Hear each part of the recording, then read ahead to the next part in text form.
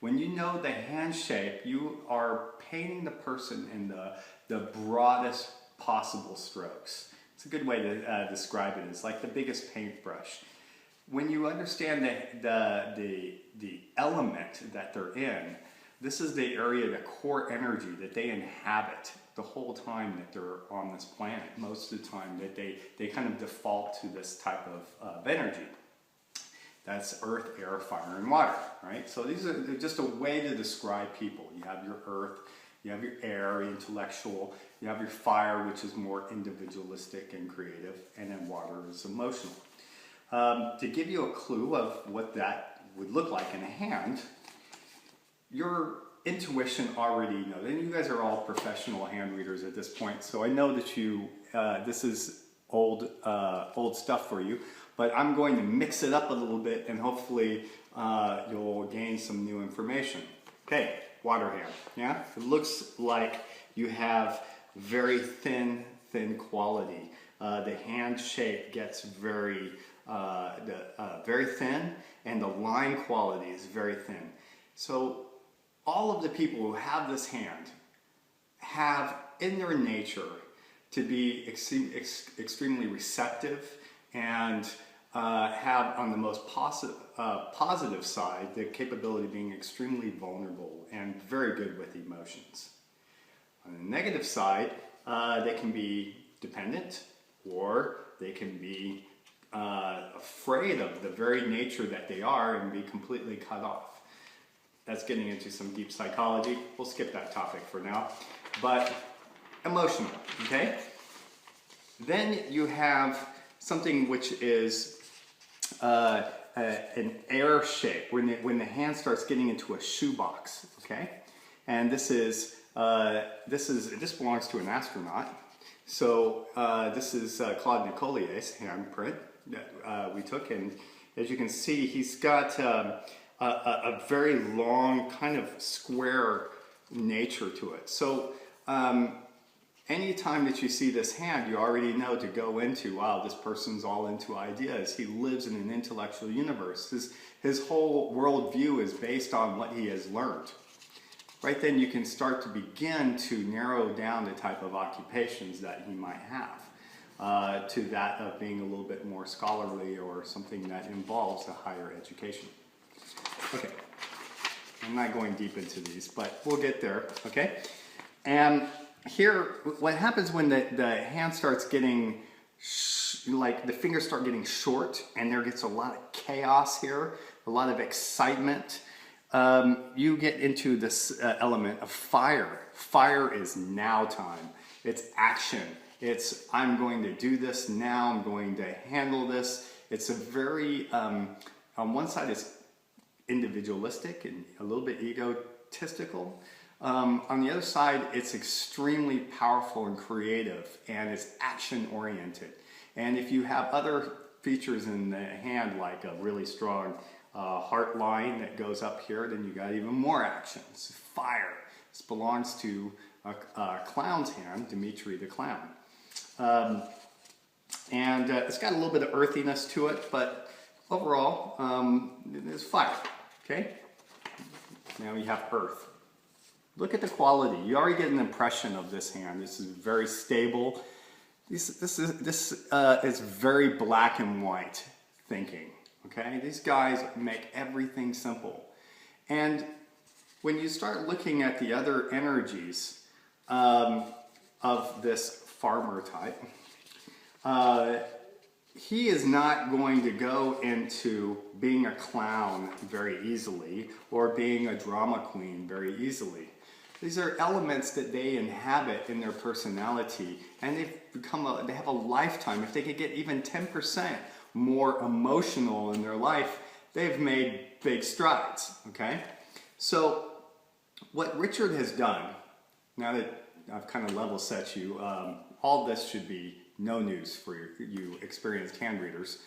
What he's done is then combine these. So what happens then when you have an earth hand that has a little bit more of a fire nature to it, then you have what is called a worker bee. That's actually more a worker bee. There's a better fire examples where the hand starts getting a little bit more chaotic. What happens when you have an earth hand that starts getting very soft quality? Well, maybe you have a doctor who's got a bedside manner, a very good caring person, nurturing. They could even be the kind of a woman who does all the dirty work, you know, and handles changes the diapers and has a very nurturing quality. Stuck doing the dirty laundry on the negative side, on the plus side, you know, has the entire village depending on her for the care that she provides. What happens if you mix air and fire?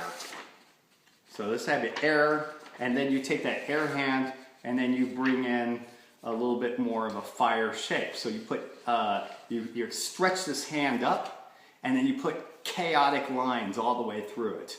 Well, you get somebody who is extremely entertaining. You have the gift of conversation. You have someone who would host the 500 Ham Project and do a damn good job of that.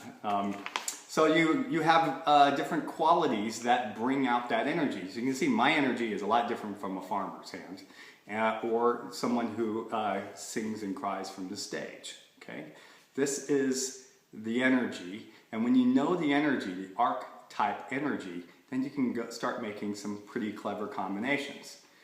So what we've done, or what Richard has done, to his credit, is he's classified this into these, if you pan out here, into these main categories. So you got earth and earth air and air fire. And since we were talking about the air fire, zoom in on that one right here. And that you can see chaotic lines, but a longer hand shape. So you got more fun and entertaining. So, but then when you move over here, this is when you bring in a little bit more earthiness. Look at the difference between that hand and that hand. So that's earthy, and this is the worker bee fire, but then this is the air quality. It's more intellectual and fun and entertaining and Peter Pan. So you have earth fire, fire water air. You have 10 different types. You could be pedantic and even go to 16, but once you get air fire, knowing fire air is splitting hairs. It's the energy that's going to help you then determine what kind of occupation an entertaining guy is going to go to versus a water person. Now, the next part is understanding the archetype energy, the mythological archetypes. So we know that the index finger is Jupiter, so that's power, and would be more about the middle finger being more about being right, Saturn being more on the strict, maybe even gloomy nature. Apollo, visibility, okay, the ring finger. Mercury being more clever. Then you have this part here, which is about satisfaction and senses and enjoyment. And the moon, if this starts to stick out, then you have more spirituality. And Mars is more about motivation and the worst side, aggression, right?